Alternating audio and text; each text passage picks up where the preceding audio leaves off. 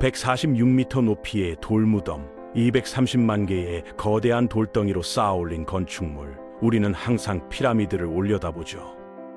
경이로운 건축 기술에 감탄하고 파라오의 위대함을 이야기합니다. 하지만 단 한 번도 아래를 보지 않았어요. 저 돌들을 옮긴 사람들, 20년 동안 이곳에서 살다 죽어간 10만 명의 남자들.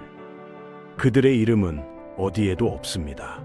파라오는 영원히 기억되었지만 그들은 역사에서 완전히 사라졌거든요. 오늘은 그 잊혀진 사람들의 진짜 이야기를 해보겠습니다.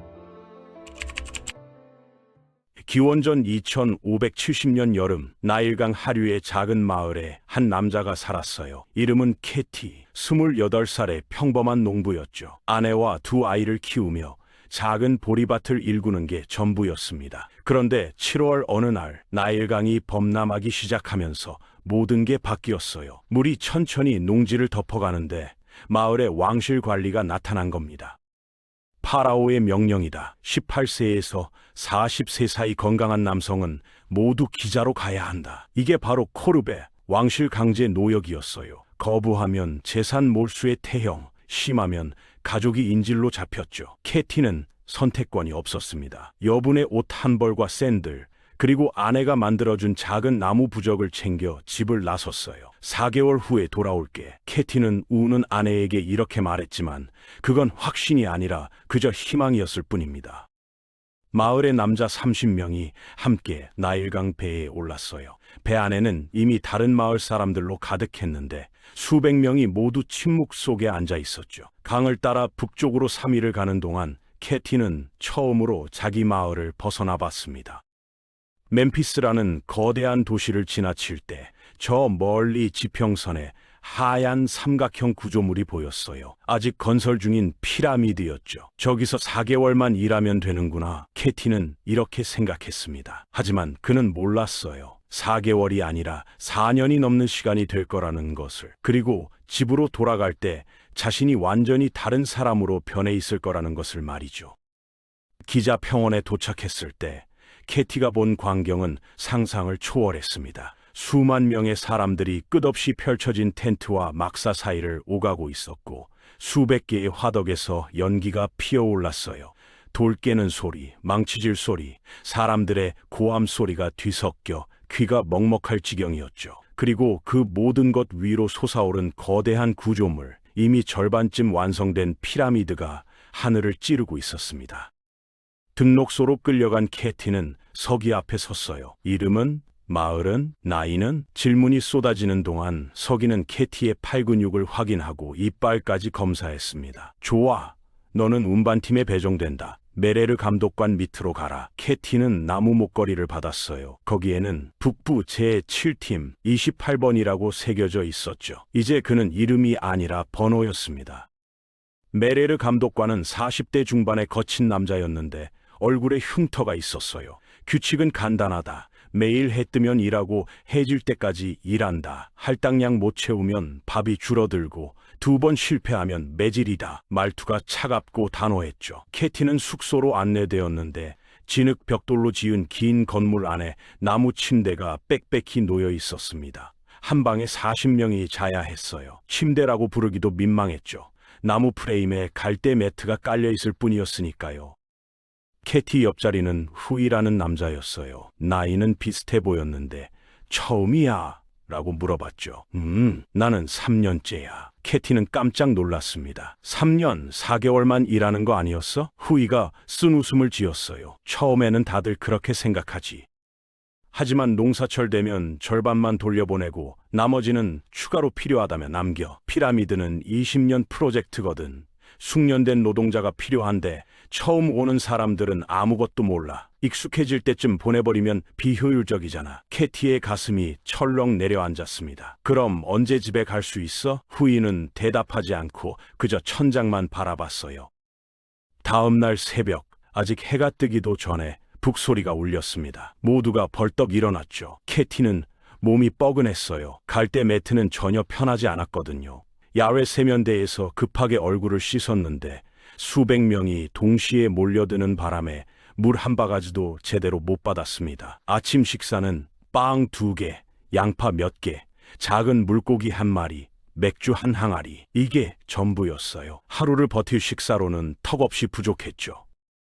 해가 뜨자 일이 시작되었습니다. 캐티의 팀은 운반조였어요. 나일강 부두에서 건설 현장까지 돌을 옮기는 일이었죠. 투라 채석장에서 잘라낸 석회암 블록 하나당 2.5톤이었습니다. 어떻게 옮기냐고요? 40명이 한 팀을 이뤄서 돌 밑에 나무 썰매를 깔고 그 앞에 굵은 밧줄을 묶는 겁니다. 40명이 밧줄을 잡고 감독관이 하나, 둘, 셋 하고 소리치면 모두가 당기는 거죠. 처음에는 돌이 꿈쩍도 안 했어요. 더 세게! 감독관이 고함을 질렀고 캐티는 온 힘을 다했습니다. 손에 밧줄이 파고들고 어깨가 빠질 것 같았죠. 천천히, 아주 천천히 돌이 움직이기 시작했어요. 목적지는 300m 떨어진 경사로였는데 평소라면 5분이면 걸을 거리였죠. 하지만 2.5톤 돌을 끌고 가는 데는 2시간이 걸렸습니다. 모래 위에 물을 뿌려가며 미끄럽게 만들어야 했거든요. 한 번으로 끝이 아니었어요. 하루에 5개의 돌을 옮겨야 했죠. 이게 팀의 할당량이었습니다. 첫날이 끝났을 때 캐티의 손은 피투성이었어요. 밧줄에 살이 벗겨진 거죠. 어깨는 부어올랐고 허리는 끊어질 것 같았습니다. 저녁 식사는 빵 2개, 콩죽, 양파, 맥주. 이것으로 끝이었어요. 캐티는 너무 피곤해서 먹기도 힘들었죠. 그냥 침대에 쓰러졌습니다. 옆에서 후이가 말했어요. 첫날이 제일 힘들어. 2주쯤 지나면 몸이 적응해. 2주를 버틸 수 있을까? 버텨야지. 안 그러면 죽어. 캐티는 이게 농담인 줄 알았는데 농담이 아니었습니다. 캐티가 온 지 3주째 되는 날 비극이 일어났어요. 옆팀이 경사로에서 돌을 끌어올리고 있었는데 이미 피라미드 높이 40m 지점까지 올라가 있었죠. 40명이 밧줄을 잡고 당기고 있었는데 그때 밧줄이 끊어진 겁니다. 누군가의 비명과 함께 2.5톤짜리 돌이 경사로를 따라 미끄러져 내려왔어요. 속도가 점점 붙었죠. 경사로 중간쯤에 물을 나르던 노동자들이 있었는데 그들은 피할 시간이 없었습니다. 돌이 3명을 깔았고 4번째 사람은 다리가 부러졌어요. 캐티는 50m 떨어진 곳에서 그 광경을 봤습니다. 비명, 피, 혼란. 감독관들이 달려왔지만 이미 늦었죠. 3명은 즉사했어요. 가슴이 완전히 으스러진 겁니다. 다리 부러진 사람은 더 이상 일할 수 없게 됐고요. 그날 오후 시신들이 치워졌습니다. 간단한 의식도 없었어요. 그냥 노새가 끄는 썰매에 실려 어딘가로 갔죠. 저녁에 캐티가 후이에게 물었어요. 그 사람들은 집으로 돌아갈까? 후이는 고개를 저었습니다. 집이 너무 멀면 그냥 여기 묻혀. 노동자 묘지가 있어. 가족들이 알까? 모르겠어. 기록은 남겠지만 글을 읽을 수 있는 농민이 몇이나 되겠어. 캐티는 자신의 나무 부적을 만졌어요. 아내가 준 부적이었죠. 내가 죽으면 내 아내는 알게 될까? 그날 밤 캐티는 잠을 이룰 수 없었습니다. 그리고 깨달았어요. 자신은 운이 좋은 편이라는 것을요. 운반조는 그나마 안전했거든요. 돌을 끌기만 하니까요. 하지만 채석장 팀은 어떨까요? 매일 돌을 쪼개는 사람들은 낙석 사고가 빈번했어요. 석궁티는요? 높은 곳에서 돌을 깎는 사람들은 추락사가 흔했죠. 의료진이 있기는 했습니다. 파피루스 기록에 따르면 의사로 불리는 사람들이 있었대요. 하지만 그들이 할 수 있는 건 제한적이었죠. 골절이면 부목을 대고 끝. 내부 부상은 어떻게 할 수 없었고 감염은 꿀이나 진흙을 바르는 게 전부였습니다. 대부분은 그냥 죽어갔어요. 2010년에 발굴된 노동자 유골을 연구한 결과를 보면 분석한 109의 유골 중 70%가 척추 손상 흔적이 있었고 45%가 골절 후 불완전 치유, 30%가 관절염, 15%가 두개골 손상이었죠. 이게 뭘 말해주냐면 피라미드 노동은 극도로 위험했고 몸을 파괴했으며 제대로 된 치료도 못 받았다는 겁니다. 1년이 지났어요. 캐티는 더 이상 처음의 캐티가 아니었습니다. 몸이 완전히 변했죠. 근육이 붙었지만 건강한 근육이 아니었어요. 과로로 인한 비정상적 발달이었죠. 손은 굳은 살로 뒤덮였고 어깨는 한쪽이 다른 쪽보다 높았습니다. 밧줄을 항상 한쪽으로 당기기 때문이었죠. 허리는 만성 통증이 있었고 아침마다 일어날 때 신음소리가 났어요. 마음도 변했습니다. 처음에는 매일 가족을 생각했는데 이제는 생각하면 너무 아프니까 생각을 멈췄어요. 대신 오늘을 생각했죠. 오늘 할당량을 채울 수 있을까? 오늘 사고가 나지 않을까? 오늘 저녁에는 뭘 먹을까? 후이가 말했어요. 처음에는 시간이 안 가는 것 같아. 하루하루가 1년 같지. 하지만 1년쯤 지나면 반대가 돼. 시간이 너무 빨리 가. 어느새 1년이 지나 있어. 왜 그럴까? 같은 일의 반복이거든. 월요일과 목요일의 차이가 없어. 10월과 12월의 차이도 없고 그냥 똑같은 하루가 계속 반복될 뿐이야. 캐티는 이해했습니다. 정말로 모든 날이 똑같았거든요. 새벽에 일어나서 빵 먹고 돌 옮기고 저녁 먹고 잠자고 다음 날도 똑같고 그 다음 날도 똑같았죠. 노동자 도시에는 달력도 시계도 없었어요. 시간은 해의 위치로만 측정되었습니다. 두 번째 그림자 길이는 오전 9시쯤, 그림자 없음은 정오, 네 번째 그림자 길이는 오후 3시쯤이었죠. 어느 날인지 무슨 달인지도 몰랐습니다. 캐티는 깨달았어요. 자신이 시간 밖으로 떨어져 나왔다는 것을요. 바깥 세상에서는 계절이 바뀌고 아이들이 자라고 삶이 계속되는데 이곳에서는 시간이 멈춰 있었거든요. 영원히 반복되는 오늘이었죠. 2년째 되던 해, 캐티는 새로 들어온 사람을 봤습니다. 19살쯤 돼 보이는 젊은 남자였는데 눈이 초롱초롱했어요. 아직 희망이 있는 눈이었죠. 캐티는 2년 전 자신의 눈을 기억했습니다. 자신도 저런 눈이었다는 걸요. 이제는 아니었어요. 거울을 본 적은 없지만 캐티는 알았습니다. 자신의 눈에서 빛이 사라졌다는 것을요. 모든 사람이 순응하지는 않았어요. 캐티가 온 지 3년째 되던 해 작은 반란이 일어났습니다. 한 팀 40명이 일을 거부한 거죠. 우리는 3년을 일했다. 집으로 돌아가게 해달라. 리더는 센네페르라는 40대 초반 남자였어요.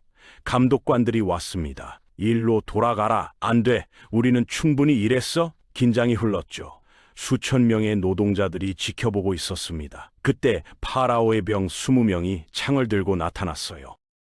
지휘관이 말했습니다. 마지막 경고다. 일로 돌아가라. 센네페르가 고개를 들었어요. 우리는 말이 끝나기도 전에 군인 하나가 움직였습니다. 창이 센네페르의 가슴을 꿰뚫었죠. 그는 그 자리에서 쓰러졌어요. 침묵이 흘렀습니다. 모두가 얼어붙었죠. 지휘관이 나머지 39명을 바라봤어요. 또 누가 일을 거부할 것인가? 아무도 대답하지 않았습니다. 일로 돌아가라. 그들은 돌아갔어요. 센네페르의 시신은 그 자족이 하루 종일 방치되었습니다. 본복이었죠. 저녁에 캐티가 후이에게 물었어요. 왜 아무도 도와주지 않았어? 후이는 슬픈 눈으로 대답했습니다. 도우면 우리도 죽어. 그리고 솔직히 말하면 저항해서 뭐가 달라지겠어? 파라오의 군대에 맞서? 우리는 농민이야. 무기도 없고 훈련도 안 받았어. 그럼 그냥 이렇게 살아? 그래, 그냥 이렇게 살아. 살아남는 거지. 캐티는 분노를 느꼈어요.